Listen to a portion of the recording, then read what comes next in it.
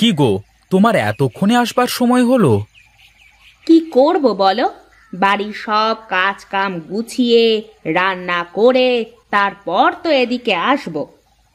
এত অজুহাত দিও না তো, একটু জোরে জোরে তো হাত চালাতে পারো নাকি? তাহলে তো আর অত সময় লাগে না। ছোটটা একটা কুঁড়ে, কাজে কোনো হাত দেয় না, সারাদিন বসে বসে খায় আর রূপ চর্চা করে। তুমি তো ছোটকে কখনো কিছু বলো না। দেখো, আমি কাকে কি বলবো কি না বলবো সেটা তুমি আমাকে শেখাতে আসবে না, ঠিক আছে?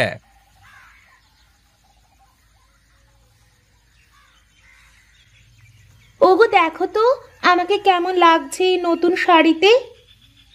বাবা বাবা বাহ, হ্যাঁ খুব সুন্দর, খুবই সুন্দর লাগছে তোমাকে বউ। শাড়িটা যা মানিয়েছে না। ও মা, এই শাড়ি আবার কবে কিনে দিলে গো? ওই তো, ওর বাপের বাড়ি যাওয়ার আগে বললো যে নতুন শাড়ি নেই নাকি, তাই এটা কিনে নিয়েছিলাম। ও, আমি ছেঁড়া শাড়ি সেলাই করে পরে বেড়াচ্ছি, তোমাকে কত করে বললাম আমাকে একটা নতুন শাড়ি কিনে দাও। কই, আমাকে তো একটা শাড়ি কিনে দিলে না। ওহ, সব সময় এত পাল্লা দাও কেন তুমি? আমার না এই সব সময় কানের কাছে এসব ঘ্যান ঘ্যান আর ভালো লাগে না। তুমি যা করছো মন দিয়ে করো দেখি।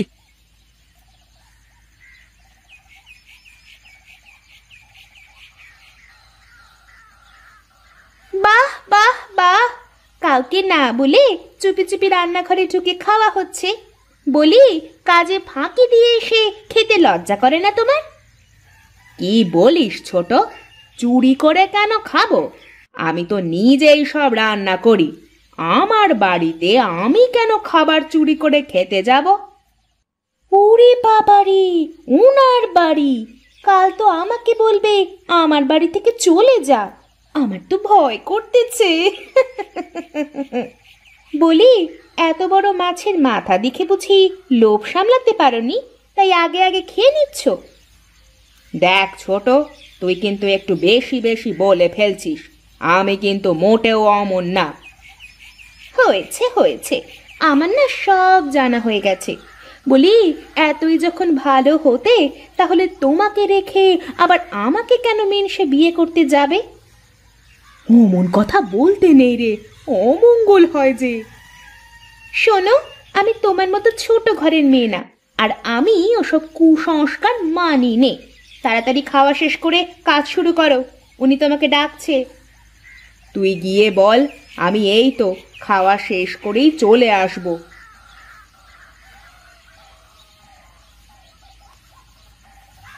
দাদা, বয়স তো আর কম হলো না, এবার একটা বিয়ে করে নাও, দেখবে তাতে করে তোমার বেশ ভালোই হবে। এই জ্ঞানী মানুষ অত সহজে কি আর ভুল কাজ করে রে? আরে বিয়ে করা আবার ভুল কাজ হলো কবে থেকে? তাহলে মানুষ বিয়ে করা ছেড়েই দিত।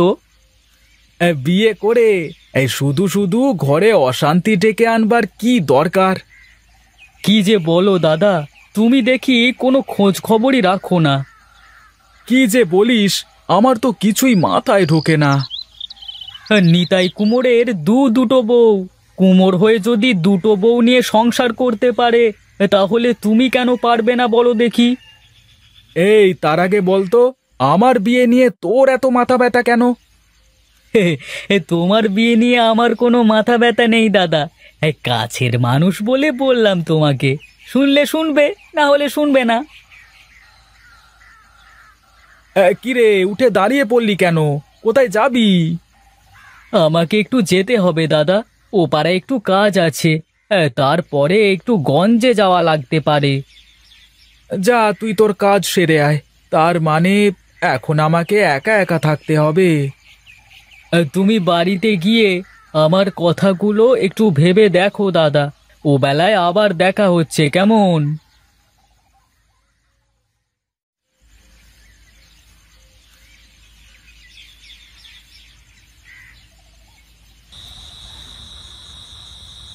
আচ্ছা, তুমি বাজারে কোনো দোকান দিতে পারো না?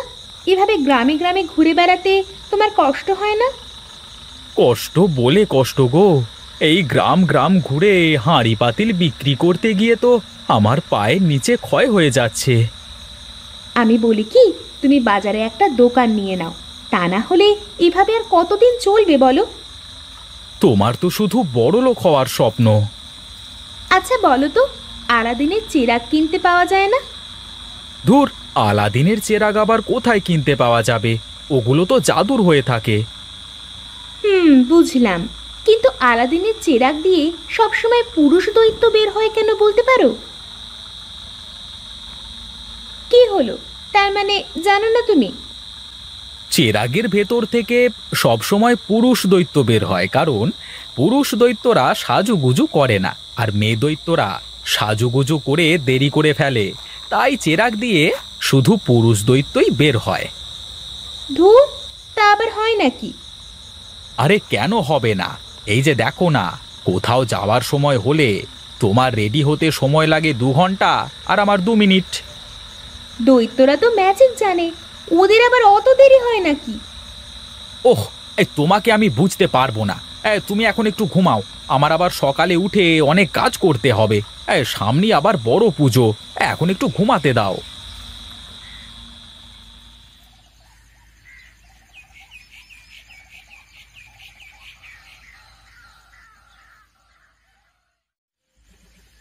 বড় বউ, আমার যে বিপদ হয়ে গেল। 2 দিনের মধ্যে বিমলবাবুর সব অর্ডারের হাঁড়ি পাতিলগুলো দিয়ে দিতে হবে। ও তুমি চিন্তা করো না, আমি ঠিক 2 দিনের মধ্যে সব বানিয়ে দেব।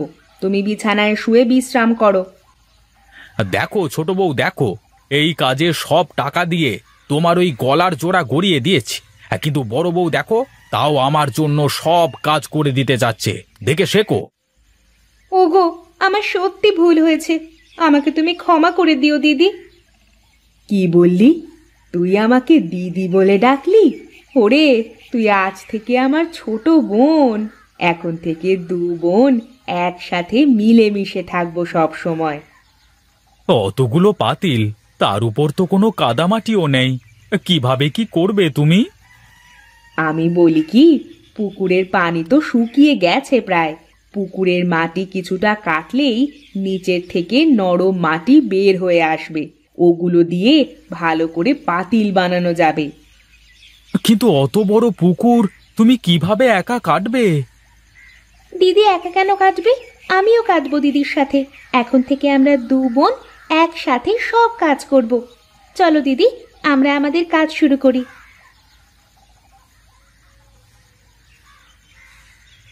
বিপদে পড়লে আসল বন্ধু চেনা যায়, এভাবেই যেন 2 গিন্নি সারা জীবন মিলেমিশে থাকে।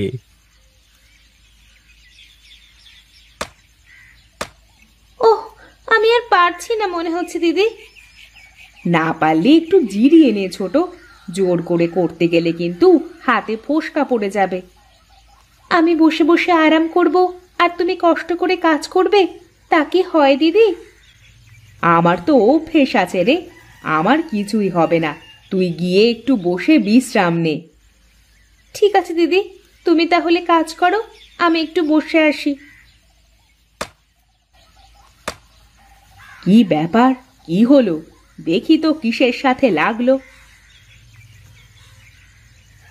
কি হলো দিদি, কি দেখছো ওভাবে? মনে হলো কি যেন বাঁধলো, কিন্তু কিছু তো টের পাওয়া যাচ্ছে না এটুকু দেখে। সাবধানে একটু মাটি সরিয়ে দেখতে হবে। এ তো দেখছি মেঘনা চাইতেই জল দিদি। আমার এগুলো বানানোর জন্য কাদামাটি বানাচ্ছিলাম, কিন্তু কি ভাগ্য আমাদের দেখো, বানানো হাঁড়ি পাতিল পেয়ে গেলাম। হ্যাঁ রে, এখন এগুলো সাবধানে বের করে উঠানে নিয়ে গিয়ে সাজাতে হবে, তারপর আলপনা করে বিমল বাবুর অর্ডার পূরণ করতে হবে।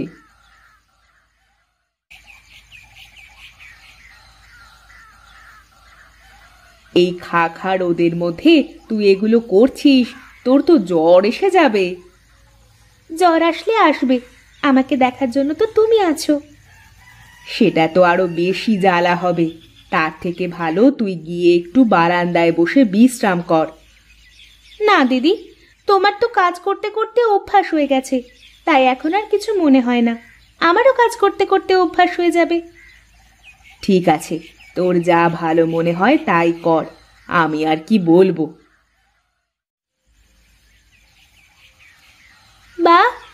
সুন্দর করে তুমি আলপনা আঁকো। আমাকে একটু শিখিয়ে দেবে দিদি?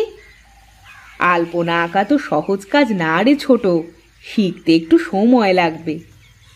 কোনো সমস্যা নেই দিদি, তুমি আমাকে শিখিয়ে দিবা, তাহলেই তো হলো।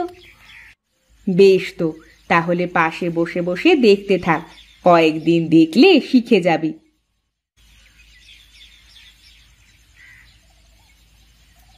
আরে বাহ বাহ বাহ বাহ বাহ, সব হাঁড়ি পাতিল একদম রেডি মনে হচ্ছে। হ্যাঁ দাদা, আপনার কথা মতো সব হাঁড়িগুলো বেশ মজবুত করে তৈরি করে তাতে রং করে দিয়েছি। তাই তো দেখতে পাচ্ছি। তাই এই নাও তোমার বাকি টাকা। পুরো 5,000 টাকা আছে কিন্তু। এবার হাঁড়িগুলো সব আমার গাড়িতে তুলে দাও দেখি।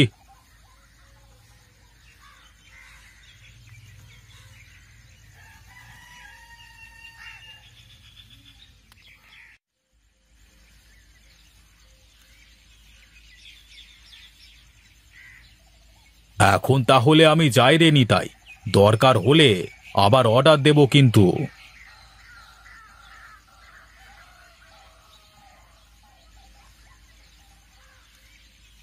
এই নাও বড় বউ, এই টাকাগুলো রাখো, এগুলো তোমার প্রাপ্য। আমার টাকা লাগবে না গো, তুমি এই টাকা দিয়ে আমাদের সংসারের পিছনে খরচ করো, তাহলেই হবে। শোনো, তুমি এক্ষুনি বাজারে গিয়ে আগে দিদির জন্য একটা সুন্দর দেখে শাড়ি কিনে আনবে। ঠিক আছে ঠিক আছে, তোমরা তাহলে ঘরে যাও, আমি বাজার থেকে একটু ঘুরে আসি। আসার সময় ভুবন কাকার থেকে আমাদের জন্য দুটো বড় সাইজের গজা নিয়ে আসবে, কতদিন ভুবন কাকার গজা খাইনে। কি হলো, আমি কি এমন বললাম যে তোরা দুজন হাসতে শুরু করলি? তুমি এই প্রথম মুখ ফুটে নিজের জন্য কিছু আনতে বললে, তাই হাসলাম।